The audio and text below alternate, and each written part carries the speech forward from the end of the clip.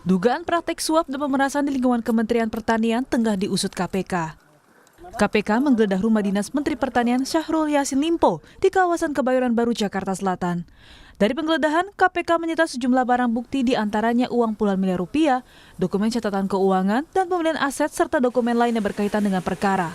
Kasus ini pun menjadi sorotan. Ketua Umum PKB Muhammad Iskandar yang satu koalisi dengan Nasdem, partai asal Syahrul Yassin Limpo, menyebut kasus dugaan korupsi yang menyeret Menteri Pertanian adalah kasus hukum biasa yang diselidiki KPK. Prinsip keadilan hukum harus diterapkan dalam pengusutan kasus ini dan lembaga hukum juga harus bisa bekerja untuk mengungkap perkara ini. Belum bisa disimpulkan, Wang, ini proses hukum biasa. Saya kira prinsip utama yang harus ditegakkan adalah kedaulatan hukum, persamaan derajat dan kesamaan hak di depan hukum. Jadi silahkan lembaga hukum, KPK, polisi, jaksa bergerak, menindak sesuai dengan kaidah hukum. Selain kasus korupsi, dugaan adanya upaya perintangan penyidikan yang dilakukan saat KPK menggeledah kantor Kementerian Pertanian juga jadi sorotan. KPK menyebut ada upaya dari pihak lain untuk merusak dan menghilangkan dokumen yang diperlukan penyidik KPK saat menggeledah kantor Kementan. Dalam keterangan tertulis melalui pesan singkat kepada Kompas TV, Kepala Bagian Pemerintahan KPK Ali Fikri mengatakan, saat penggeledahan di Gedung Kementan RI di Jakarta Selatan, tim penyidik mendapati adanya dokumen tertentu yang dikondisikan dan diduga akan dimusnahkan. Beberapa dokumen dimaksud diduga kuat adalah bukti adanya aliran uang yang diterima para pihak yang ditetapkan sebagai tersangka dalam perkara ini. KPK juga membantah adanya unsur politis dalam penyidikan kasus dugaan korupsi di Kementerian Pertanian. Ali Fikri memastikan penyidikan itu murni proses hukum. Ini ada kaitannya dengan unsur politis. Kami juga berulang kali sampaikan pada masyarakat dan teman-teman semuanya bahwa kami sadar betul karena ini adalah menjelang tahun politik 2024, semua yang dikerjakan KPK pasti kemudian akan selalu dikaitkan dengan proses politik yang sedang berjalan. Tapi kami ingin tegaskan, dan pada waktunya akan dibuka secara terang, ya, apa yang menjadi alat buktinya, perbuatannya seperti apa, begitu ya, di hadapan majelis hakim tentunya nanti ketika proses penyidikan ini cukup, dilakukan penahanan, dilimpahkan pada proses penuntutan, dan disidangkan pada pengadilan tindak pidana korupsi. Menko Polhukam Mahfud MD menegaskan upaya perintangan penyidikan tersebut harus diusut karena merupakan tindak pidana tersendiri. Ya harus diusut, itu tindak pidana sendiri kalau memang ada ya, saya tidak tahu, belum dengar, tapi kalau itu memang ada harus diusut. Satu korupsinya sendiri, itu adalah tindak pidana, penghilangan dokumen, tindak pidana juga, ada hukumannya sendiri, itu harus dikejar juga. Jelang kontestasi 2024, bukan kali ini saja KPK mengungkap korupsi yang menyeret Menteri Kabinet dari Partai Nasdem. Sebelum penggeledahan di Kementan, mantan Menteri Komunikasi dan Informatika Menkominfo Johnny G. Plate ditetapkan tersangka terkait kasus dugaan korupsi menara BTS 4G tahun 2020-2022. Publik pun menanti hasil penyidikan KPK yang diklaim tidak ada unsur politisasi. Tim Liputan, Kompas TV.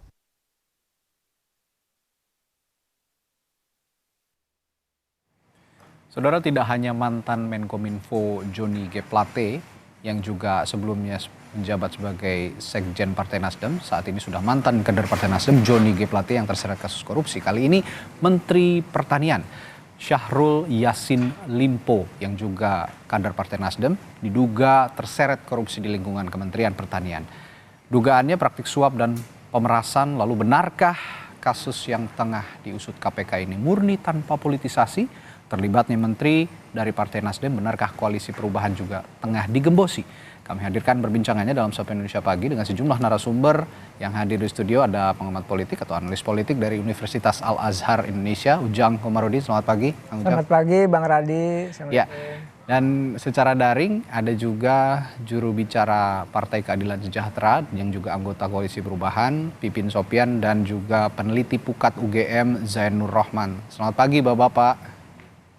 Selamat pagi Mas Radi. Ya, saya ke Kang Pipin dulu deh kalau gitu, sebagai orang yang ada di internal Koalisi Perubahan yang juga di situ ada Partai Nasdem sebagai mitra koalisi ya Kang Pipin. Nah, gimana ngelihat tindakan dari Komisi Pemberantasan Korupsi yang kali ini kembali menyebut-nyebut atau menyidik salah satu kader Partai Nasdem yang juga mitra koalisi Anda? Ya tentu ya bahwa kami melihat dan persepsi publik yang terbentuk dengan proses hukum yang dialami oleh mitra kami dari Partai Nasdem, sebelumnya Pak Joni Plate, kemudian hari ini misalnya yang disasar adalah Pak Yassin Limpo. Tentu ini menunjukkan bahwa ada politik tebang pilih yang dilakukan oleh pihak tertentu, terutama rezim saya kira. Jadi dan kalau kita melihat hari ini ada rilis indikator politik ya, survei yang mengatakan bahwa tingkat kepercayaan publik terhadap KPK berbeda dengan dulu, bahwa tingkat kepercayaan kepada KPK itu tinggi. Ya. Tetapi saat ini saya kira ini menjadi evaluasi kita. Dan saya melihat ini sejak awal ya, bagaimana pertarungan dulu ya, revisi Undang-Undang KPK, kemudian pemilihan pimpinan KPK, selanjutnya misalnya terkait dengan 75 penyidik KPK yang tidak lolos seleksi wawasan kebangsaan. Ini rangkaian yang kita lihat ya, kalau misalnya hanya satu fase saja mungkin lain cerita, tetapi kalau kita lengkap melihat bagaimana rangkaian KPK berusaha untuk dalam tanda petik dikendalikan oleh pihak-pihak tertentu, saya rasanya melihat bahwa fenomena saat ini adalah fenomena dari kelanjutan ya, bahwa ada upaya untuk menggunakan KPK untuk sebagai alat politik untuk menekan pihak-pihak lawan politik. Saya kira ini yang dirasakan publik, yang terlihat bahwa kenapa hanya kasus yang dialami oleh lawan politik atau berada di luar pemerintahan yang kemudian ini menjadi satu fenomena yang memperlihatkan hukum kita tidak adil bagi semua. Jadi saya kira kenapa seorang Harun Masihu sampai saat ini tidak ada tindak lanjutnya. Kenapa misalnya kasus IKTP yang menyangkut salah satu calon presiden yang diusung oleh partai lain ya, yang didukung oleh penguasa, tetapi kita tidak tahu kelanjutannya. Jadi bagi kami tentu persepsi publik melihat bahwa oh jadi begini ya caranya. Jadi kita melihat secara umum bahwa ada skenario untuk melakukan tebang pilih politik untuk kepentingan politik, dan ini untuk urusan pencapresan. Nah, bagi kami ya tentu saya dari PKS kemudian sebagai pengusung Pak Anies Baswedan, Koalisi Perubahan untuk Persatuan, inilah yang ke depan harus kita benahi. Kalau ditanya apa perubahan yang harus kita lakukan, ini perubahan di mana kita ingin penegak hukum, termasuk KPK, Polri, Kejaksaan Agung. Kita ingin nanti kalau Pak Anies memimpin, maka kita ingin mereka menjadi penegak hukum yang adil bagi semua, tidak tebang pilih, sebagaimana yang kita lihat saat ini. Oke, betul begitu, Kang Ujang, ada politisasi dalam kasus hukum? Ya, saya sudah lama ya, Bang Radi, konsisten menganalisa begitu Pak J. Plate itu disikat gitu. Bahasa saya disikat, bukan hanya dicari-cari, disikat. Ini Pak Syahrul Yassin Limpo juga disikat. Nah, dalam konteks itu saya melihat apakah ada politisasi, saya konsisten mengatakan iya gitu. Pertama, kasus ini yang saya lihat nih, sebenarnya ini satu paket kasus antara J. Plate dengan Menteri Pertanian, yaitu Syahrul Yassin Limpo, yaitu awalnya di Kejaksaan. Tetapi agar tidak terlihat politis gitu, jadi agar tidak terlihat politis, kalau di Kejaksaan semua politis nih, akhirnya dilemparlah ke KPK. KPK menangkap gitu. Nah, kalau kita dicari kesalahannya pasti ada. Kalau bukti ya kemungkinan juga ada. Pasti ada. Dan memang hukum seperti itu harus cari-cari barang buktinya. Tapi dalam konteks itu saya melihat yang selalu saya katakan ke teman-teman media termasuk di Kompas TV, bahwa sejatinya ini adalah rangkaian daripada persoalan deklarasi terhadap Anies yang dilakukan oleh Nasdem ya di 3 Oktober ya kalau nggak salah ya, 2022 yang lalu. Artinya ketika Nasdem berhadapan-hadapan dengan pemerintah, tidak lagi menjadi satu keluarga di pemerintahan, maka harus menerima resiko itu. Resiko tanda petik dikerjai, resiko dicari-cari kesalahannya, bahkan bukan hanya 2 menteri, Bang Radi, 3 menteri sebenarnya yang sedang dicari-cari. Satu lagi Menteri KLH-nya juga sedang dicari-cari kesalahannya. Oleh karena itu Kalau polanya seperti ini, maka ya mohon maaf penegakan hukumnya nggak bagus, nggak baik. Masa misalkan Pak Cak Imin begitu habis deklarasi hari berikutnya juga diperiksa. Oke. Nah, kemana aja selama ini KPK? Ya. Nah, saya melihat kalau ini terjadi kan begini, penegakan hukum dengan demokrasi ini paralel. Jadi kalau penegakan hukumnya kuat, adil, tidak tebang pilih, transparan, tidak memihak, maka demokrasi akan semakin kuat. Oke. Tetapi kalau misalkan penegakan hukumnya dimainkan, KPK-nya diintervensi, penegak hukum juga yang lain juga sama, maka ya demokrasinya tidak akan kuat, tidak akan sehat. Oke. Oleh karena itu ya demi bangsa Indonesia, penegakan hukum dijalankan, tetapi jangan dikait-kaitkan atau dipolitisasi. Ini yang berbahaya. Apalagi kita tahu bahwa ini sudah masuk tahun politik, dan masyarakat melihatnya ya berkesimpulan bahwa ini adalah permainan kekuasaan untuk bermain di wilayah hukum begitu. Haji, sekarang ini opini publik sudah terlanjur terbentuk begitu bahwa KPK ini dianggap sebagai alat politik penguasa untuk menggulingkan salah satu kubu begitu di Pilpres 2024. Nah, saya akan ke Bung Rohman juga, Bung Zainur Rohman. Jadi gimana untuk membuktikan supaya KPK ini bukan alat politik, meskipun KPK sudah mengatakan ini bukan politis karena proses penyelidikannya sudah panjang dari sebelum tahun politik. Tapi bagaimana membuktikan pernyataan ini kepada publik yang sudah terlanjur terbentuk opininya begitu, Bung Rohman? Ya, Bang Radi, proses hukum itu berbasis alat bukti. Ya mau tidak mau seperti itu. Jadi tidak berbasis opini, analisis, atau hipotesis. Jadi selama ada alat bukti, maka satu indikasi telah terjadinya tindak pidana itu harus diproses dengan penyidikan, dan kemudian dilakukan penuntutan. Kalau tadi disampaikan bahwa bagaimana cara untuk mengetahui ada atau tidaknya faktor non-hukum yang mempengaruhi satu proses hukum. Saya biasanya menggunakan beberapa indikator. Yang pertama adalah kalau tidak ada alat bukti tetapi di proses hukum sekadar untuk menersangkakan, kemudian menyandera. Nah, itu saya bisa katakan itu adalah satu politisasi. Atau yang kedua, dipilih timingnya. Misalnya puluhan tahun didiamkan, kemudian dalam satu momentum diproses. Itu bisa menjadi indikasi adanya permainan politik. Atau yang ketiga, ada sebagian pihak yang diproses, tetapi pihak lain tidak diproses. Itu juga bisa menjadi indikasi. Nah, bagaimana untuk memastikan itu semua? Saya pikir tidak ada mekanisme yang bisa digunakan kecuali model-model pengawasan oleh lembaga-lembaga pengawasan. Nah, lembaga pengawasan yang paling kuat tentu adalah parlemen, DPR. Nah, tadi saya juga sudah mendengar salah satu partai politik di sini ya, Insaf gitu ya, yang mengatakan bahwa revisi Undang-Undang KPK maupun konfigurasi pimpinan KPK ini sangat berpengaruh terhadap berkurangnya integritas dan independensi KPK. Ya PKS, Nasdem, dan yang lain-lain itu kan semua setuju revisi Undang-Undang KPK dalam Undang-Undang 19 2019 gitu ya. Nah, sekarang semua sedang memanen hasil dari kebijakan mereka di masa lalu. Jadi saya sebagai masyarakat sipil juga mengatakan ya ini juga menjadi karma bagi partai politik yang kemarin ikut menyetujui revisi Undang-Undang KPK. Nah, selanjutnya yang menurut saya perlu dilakukan adalah kalau ada partai politik, masyarakat, pihak manapun yang mengetahui adanya dugaan telah terjadinya tindak pidana yang dilakukan oleh siapapun di luar kelompoknya, laporkan kepada KPK. Misalnya ada indikasi nih, ada indikasi kelompok XYZ tidak diproses, ya silakan laporkan, kemudian sampaikan kepada publik untuk bisa ikut melakukan pengawalan.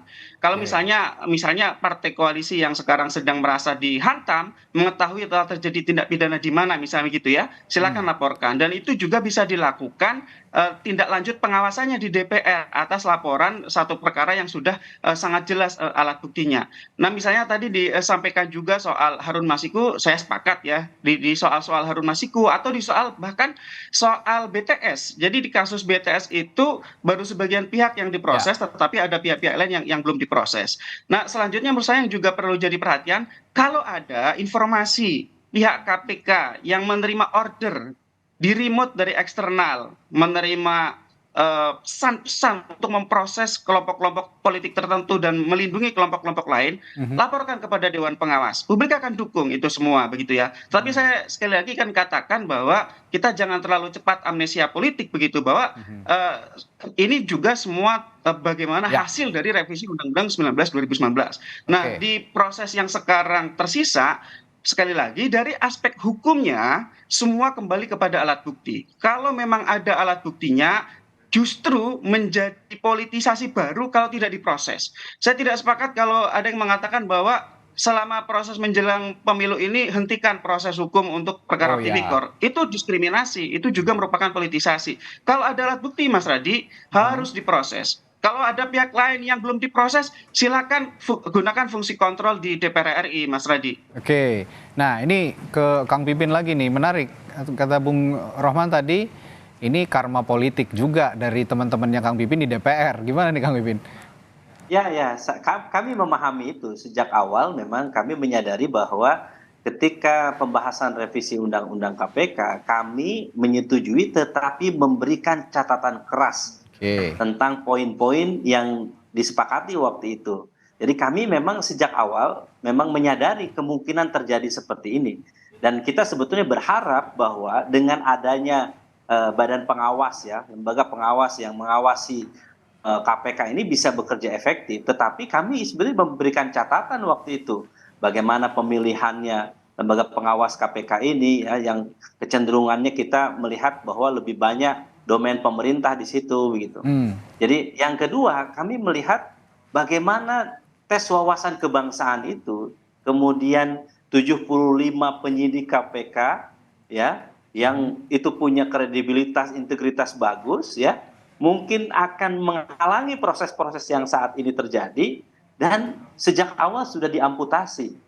Jadi inilah, dan yang tidak wajarnya lagi, kemudian mereka direkrut ke kepolisian. Jadi memang aneh bin ajaib saya kira.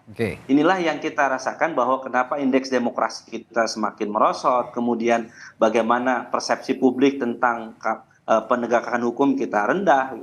Apalagi kami mendapatkan informasi ya bahwa sebetulnya saya suatu ketika ditelepon oleh seorang kawan yang saat ini berada di dalam koalisi pendukung pemerintah. Beliau mengatakan bahwa, Kang, ini sebetulnya yang terjadi nanti banyak pimpinan partai atau kasus-kasus di partai yang mereka itu sudah diberikan kalung bom waktu di lehernya itu. Sehingga sewaktu-waktu memang bisa diledakkan begitu. Saya waktu itu percaya tidak percaya mengatakan begitu. Tapi melihat gelegat yang terjadi kok, oh iya benar juga ya yang disampaikan ya. Nyata, sehingga gitu ya. Ini berpengaruh terhadap pilihan politik saat ini. Nah, jadi bagi kami ini luar biasa. Tiba-tiba Gus Muhaimin menjelang mau mendeklarasikan pada 2 September lalu, tiba-tiba ada panggilan dari KPK. Kemudian minggu depannya langsung dipanggil KPK. Ini luar biasa. Tapi begini, saya ingin memberikan penegasannya. Bahwa ada orang, ada tokoh-tokoh, elit-elit politik. Mungkin bisa jadi kalah oleh stick and carrot. Oleh tekanan atau oleh buaya. Tetapi ketahuilah bahwa ada elit-elit politik itu yang masih punya dignity. Bahwa mereka ketika dibuai, ketika ditekan gitu, mereka tetap ajak gitu untuk melakukan perubahan terhadap bangsa ini. Karena apa? Kesadaran bahwa kita harus berubah. Maka disitulah misi koalisi perubahan untuk persatuan ke depan. Tadi Kang Pipin, Kang Ujang mengatakan ini baik buruknya ada dampaknya terhadap proses politik yang terjadi saat ini. Tapi saya yakin masyarakat Indonesia ini juga sudah pintar gitu ya. Meskipun ada politisasi lah katakan oleh lembaga penegak hukum terhadap pasangan bakal calon presiden tertentu atau partai politik tertentu yang mengusung baca pres tertentu gitu. Tapi dengan situasi demokrasi saat ini, pemilih sudah pintar, benar nggak sih ada pengaruhnya buat elektabilitas salah satu pasangan calon presiden dan juga partai-partai pengusungnya? Ya, Bang Radi, kan begini, politik is about perception. Politik adalah terkait dengan persoalan persepsi. Jadi kalau makanya yang dibangun oleh partai politik, oleh capres-cawapres, kandidat, itu adalah citra. Citra positif, citra baik yang dibangun oleh katakanlah capres-capres termasuk partai politik. Agar apa? Agar mendapatkan dampak elektoral yang bagus, yang positif di kemudian hari. Oleh karena itu kalau citranya bagus, maka akan selaras dengan elektoralnya itu. Tetapi kalau citranya mohon maaf busuk ya, negatif di mata publik, maka ini juga akan menjadikan persoalan, bisa elektabilitasnya turun. Oleh karena itu untuk menguji misalkan apakah kasus ini gitu ya, Menteri Pertanian ini akan menggembosi gitu ataukah menurunkan elektoral dari pasangan Amin atau partai koalisinya, mungkin iya juga mungkin tidak. Pasti ada dampaknya, besar kecil itu ada. Karena tadi obat persepsi, kalau persepsinya terus diulang-ulang negatif, buruk, partai ini mohon maaf korupsi, didukung oleh partai yang korup, ini kan menjadi persoalan di tengah-tengah masyarakat. Nah masyarakat itu begini Bang, dengan tingkat pendidikan masyarakat yang mohon maaf ya, kalau kita ambil rata-rata di data BPS itu, kita kan rata-rata masyarakat Indonesia pendidikannya kan SMP, bahkan belum lulus SMP. Nah ini juga menjadi persoalan dalam kita membangun demokrasi. Ada 3 variabel kalau ingin membangun demokrasi yang sehat. Pertama, tingkat pendidikan masyarakat harus tinggi. Tadi cerdas iya, saya sepakat. Masyarakat sudah cerdas dengan pengalaman politik yang panjang. Setiap 5 tahunan berdemokrasi ya memilih presiden. Tetapi tingkat pendidikan yang tadi yang masih SMP itu, yang belum lulus SMP menjadi persoalan. Yang kedua tingkat ekonomi. Kalau masyarakatnya masih miskin, ini juga persoalan juga dalam konteks mengangkat demokrasi. Yang penting ini masalah hukum Bang. Tadi. Nah hukum ini yang paling penting dalam konteks menegakkan demokrasi. Kalau hukumnya tebang pilih, ya, lalu menghajar lawan, mengamankan kawan, nah ini akan membangun persepsi negatif di mata publik, termasuk akan merusak demokrasi. Oleh karena itu masyarakat yang sudah cerdas itu, nah kalau 3 indikator ini ya mohon maaf ya tidak kita penuhi, ya demokrasi juga akan kehilangan rohnya. Oleh karena itu saya melihat apakah ini berdampak terhadap elektoral, besar kecil akan berdampak. Nah makanya konsepnya hari ini adalah bagaimana kan menggembosi ya serangan atau kasus korupsi yang menerpa Menteri Pertanian itu besar kecil akan berpengaruh dan berdampak kepada Partai Nasdem maupun pasangan Amin. Jadi ini juga pekerjaan rumah yang cukup besar untuk Kang Pipin dan kawan-kawan ya, untuk bisa mengimbangi yang dibilang tadi besar kecil dampaknya ke proses politik yang terjadi sekarang ke elektoral. Nah ini juga akan saya tanyakan nanti ke Kang Pipin, tapi setelah jeda nanti tetaplah bersama kami di Sapa Indonesia Pagi. Dialog akan kami lanjutkan sesaat lagi.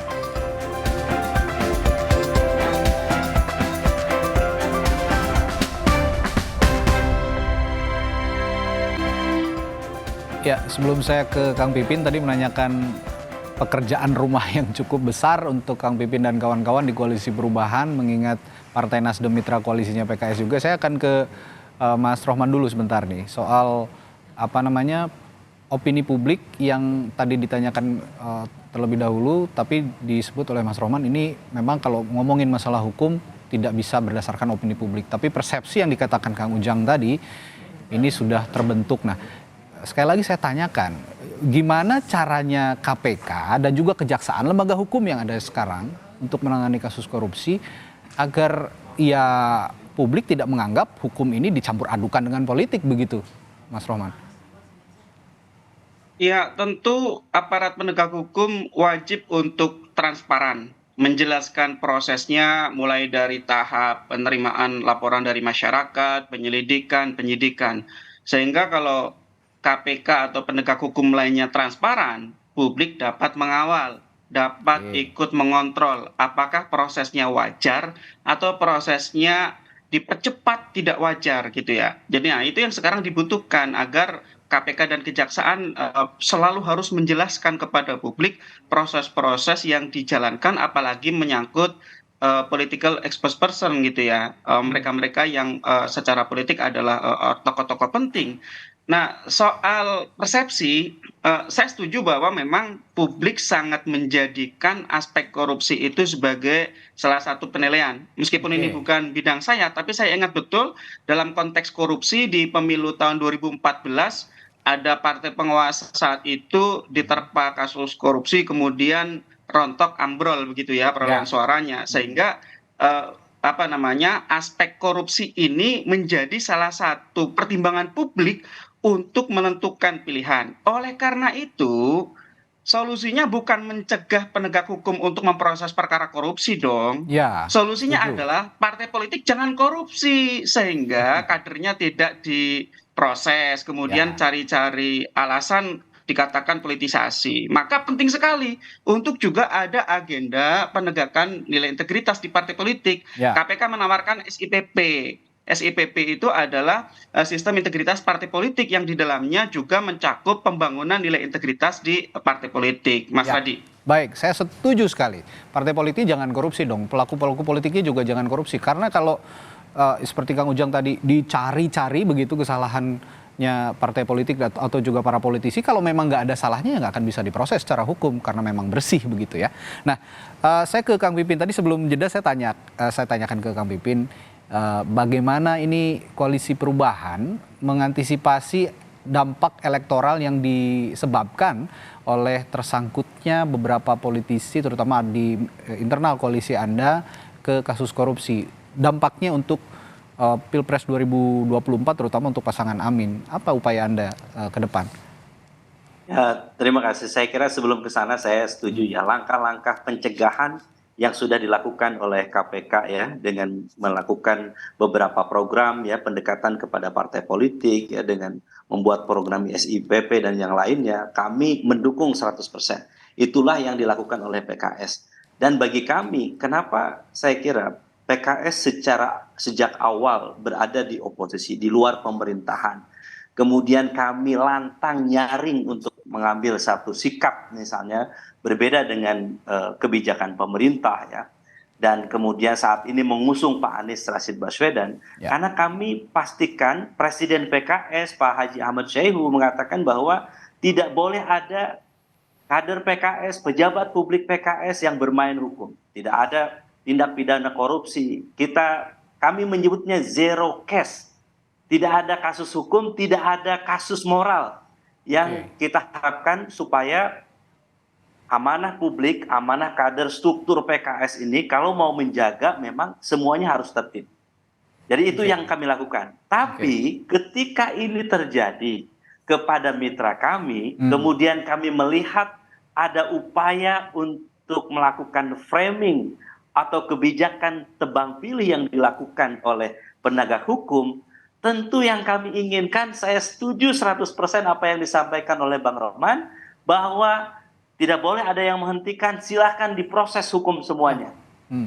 Jadi itu yang harus dilakukan. Jadi kalau misalnya yang disasar hanya kawan kami dari Nasdem, pertanyaannya, apakah tidak ada kasus hukum dari kawan kami yang dari PDIP, Golkar, dan yang lainnya? Jadi pertanyaan itu yang tentu kami sangat bersyukur. Di sini ada Kang Ujang, Mas Rohman, yang memiliki persepsi yang sama dengan kami bahwa ini nampak sekali ada upaya politisasi, ada upaya penggembosan. Jadi yang kami lakukan saat ini, kami konsisten. Menyampaikan kepada publik bahwa apa yang dilakukan oleh Pak Anies ke depan, apa yang dirubah, kami ingin merubah penegakan hukum yang adil bagi semua. Equality before the law itu ditegakkan ke depan. Tidak ada lagi pihak masyarakat kecil yang terdampak oleh kasus-kasus hukum ya, di mana kalau misalnya kita mengkritik pemerintah maka dicari kesalahan-kesalahannya. Tetapi kalau kita pendukung pemerintah maka itu dibiarkan saja. Tentu saya kira publik juga semakin cerdas, mudah-mudahan dengan upaya ini ya publik nanti bisa melihat ya apa yang dilakukan oleh penegak hukum memang itu seakan-akan kita tampak adalah bahwa ini sesuai dengan proses hukum yang berlaku, tetapi framing publik bahwa ada seakan-akan agenda setting yang dilakukan oleh penguasa untuk menyudutkan pihak tertentu, seakan-akan memang kami tidak pro penegakan hukum. Maka inilah bagi kami saat ini yang kami kampanyekan, Pak Anies, Allah takdirkan menang sebagai Presiden Indonesia, maka kita ingin menegakkan hukum seadil-adilnya bagi semua. Tidak tebang pilih.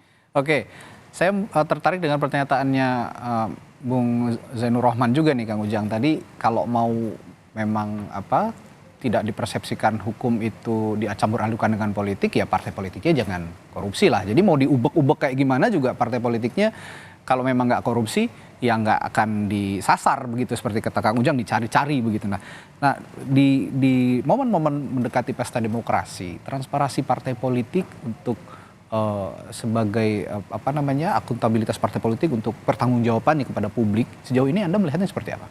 Ya, pertama begini Bang Radi, ada partai politik kan di hulu ini. Ya. Hilirnya itu kan kepemimpinan, artinya produk kader yang dihasilkan.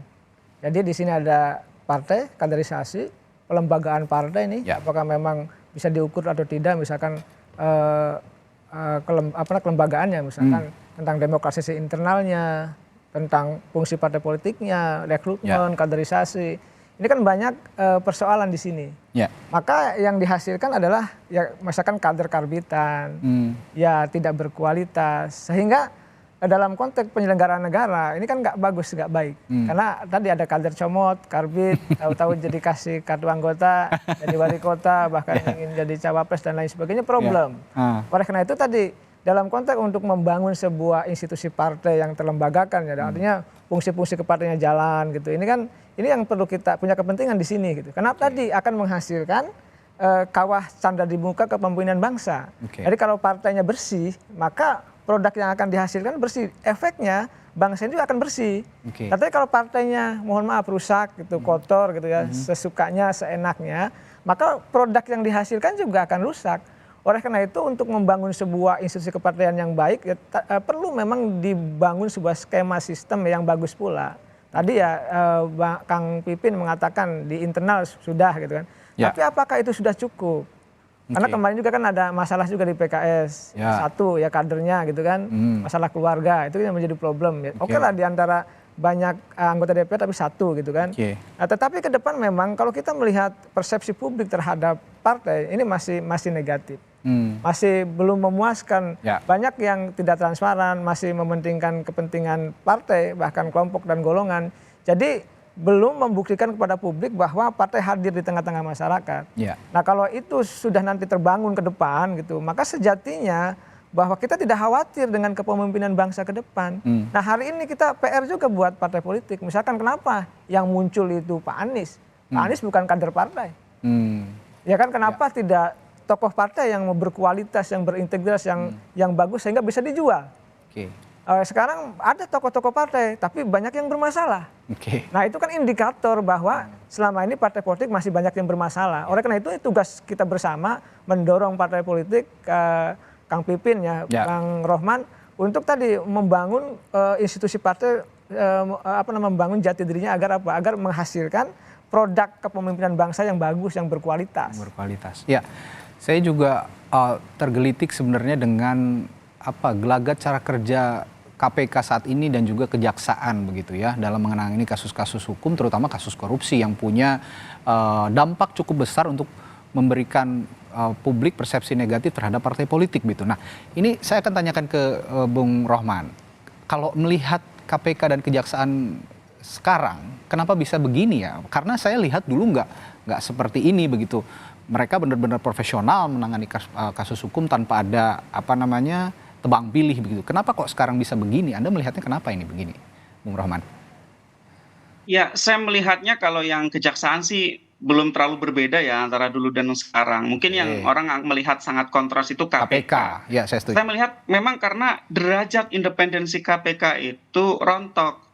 Di dalam Undang-Undang KPK 19/2019 itu KPK dimasukkan dalam rumpun kekuasaan eksekutif. Pegawainya dijadikan PNS. Dewan pengawasnya pertama kali dipilih oleh presiden dan seterusnya. Sehingga ketika KPK-nya berkurang independensinya, KPK sangat dimungkinkan untuk di-remote dari eksternal. Nah ini juga menjadi tugas dari publik untuk melakukan pengawasan terhadap kinerja KPK dan menyampaikan tuntutan kepada pembentuk undang-undang yaitu Presiden dan DPR untuk mengembalikan independensi KPK.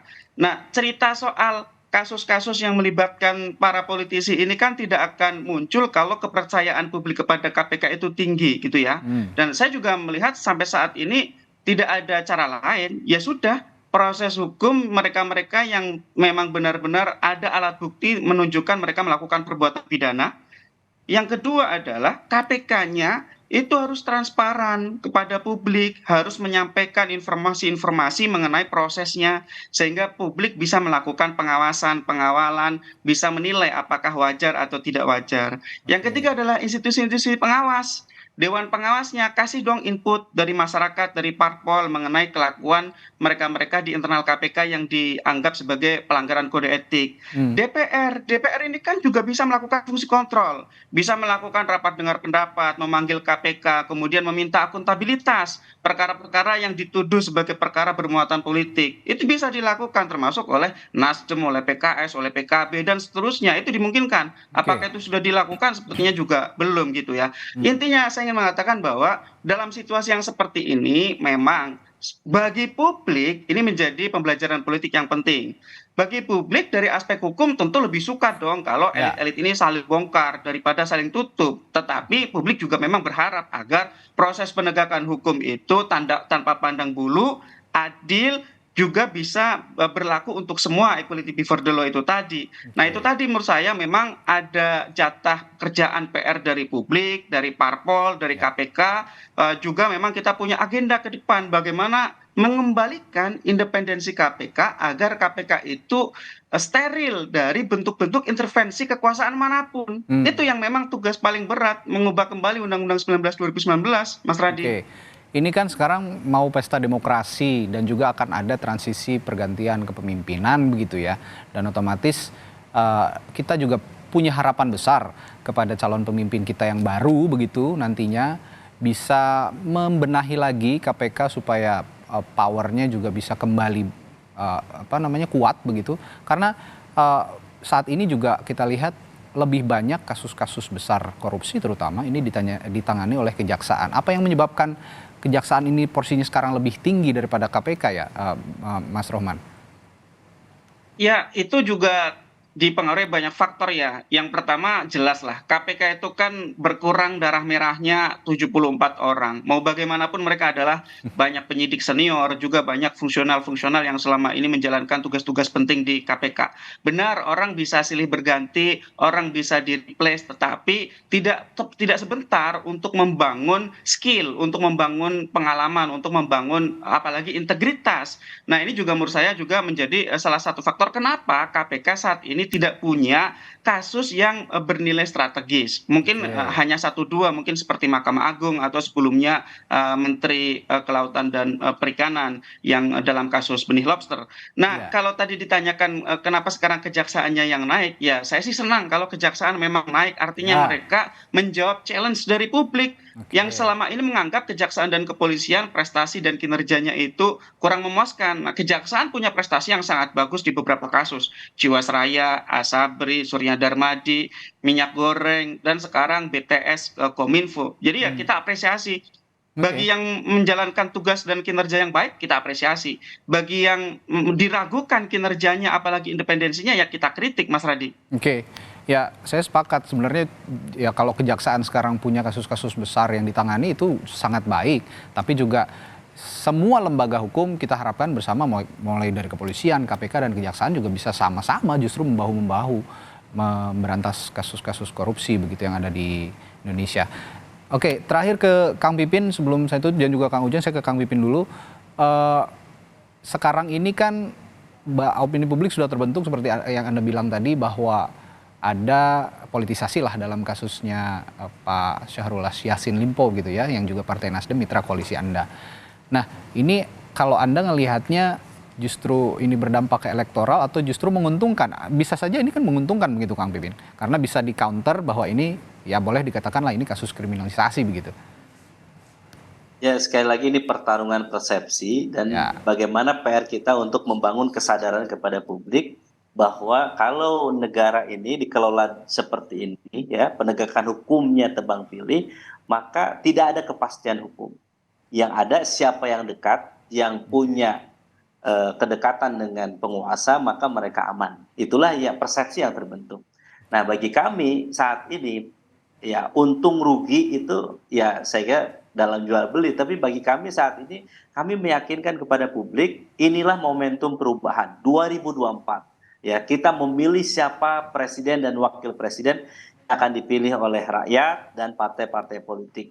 saya kira dengan kasus seperti ini, tentu kita berharap mudah-mudahan publik semakin cerdas, kira-kira siapa cawapres yang akan dipilih. Kalau melihat dari survei, sebetulnya rakyat ingin perubahan dan keberlanjutan. Jadi saya ada 3 pertanyaan kepada dari survei kami ya, ditanyakan apakah Anda pro perubahan atau pro keberlanjutan atau di tengahnya pro perubahan dan keberlanjutan. Ternyata mayoritas publik menghendaki perubahan dan keberlanjutan. Dan disitulah posisi koalisi perubahan untuk persatuan. Kami ingin bagaimana yang baik dilanjutkan, tapi yang buruk, penegakan hukum yang tidak imparsial seperti ini, yang tebang pilih, yang kita ingin perbaiki ke depan. Supaya ada kepastian hukum bagi semua, para investor, semua pengusaha juga nyaman. Dan ini juga pesan kepada semua stakeholder kita, termasuk para pengusaha, tentu ingin penegakan hukum yang adil bagi semua. Itulah yang akan diperjuangkan oleh Anies Rashid Baswedan dan Muhaimin. Baik, terakhir ke Kang Ujang. Kang Ujang, ini saya menanyakan bukan hanya untuk pasangan Amin sebenarnya, untuk semua bakal calon presiden dan calon-calon pemimpin kita gitu. Narasi-narasi seperti apa yang bisa diutarakan kepada publik jika memang mereka nantinya ya dikait-kaitkan oleh kasus-kasus korupsi tertentu gitu? Pasti ya, Bang Radi, karena di politik itu hanya 2 hal yang bisa dibangun oleh politisi. Pertama membangun pencitraan, yang kedua membusuk-busuki lawan. Nah, dalam konteks tadi ya, bagaimana mengcounter pembusukan lawan ini, tentu kita harus mempersiapkan diri semua perangkat itu. Politisi itu harus punya perangkat untuk bisa imun terhadap serangan-serangan. Ya di saat yang sama juga membangun persepsi yang positif misalkan bangun integritasnya. Lalu masyarakat juga menilai bahwa mereka mampu. Lalu juga jangan lupa bahwa mereka berprestasi dan bangun juga konsepsi bahwa perdebatan ide gagasan yang harus dimunculkan. Itu yang harus sebenarnya dibangun dalam Pilpres 2024 nanti. Dan integritas ini juga jangan hanya pas mau pemilu aja gitu ya, ditunjukkan kepada publik. Investasi politik kan lama sebenarnya. Betul, integritas ini kan hadir pada tokoh yang memang sudah lama berjuang. Dan dihasilkan dari track record yang panjang dan lama. Oleh karena itu ya kita bahasa politik kita nilai, kita kuliti apakah bersih atau tidak, kan akan kelihatan tuh figur sosok capres-cawapres yang berkualitas itu akan ditemukan oleh masyarakat, Bang Radi. Narasi seperti itu, seperti Kang Ujang yang harus diungkapkan kepada publik sehingga kita juga bisa memilih pemimpin dengan nyaman, terutama untuk isu-isu korupsi yang bersih mana gitu ya, kita bisa mencermati bersama. Terlepas dari adanya intervensi politik terhadap kasus hukum, jika publik menilai itu sudah bersih, pemimpin yang bersangkutan sudah bersih, pasti akan tetap dipilih begitu ya. Baik, terima kasih Kang Ujang Komarudin, pengamat politik dari Universitas Al-Azhar, lalu juga ada dari Pukat UGM, Bung Zainur Rohman, dan juga juru bicara Partai Keadilan Sejahtera Pipin Sopian yang juga mitra koalisinya Partai Nasdem ya. Terima kasih.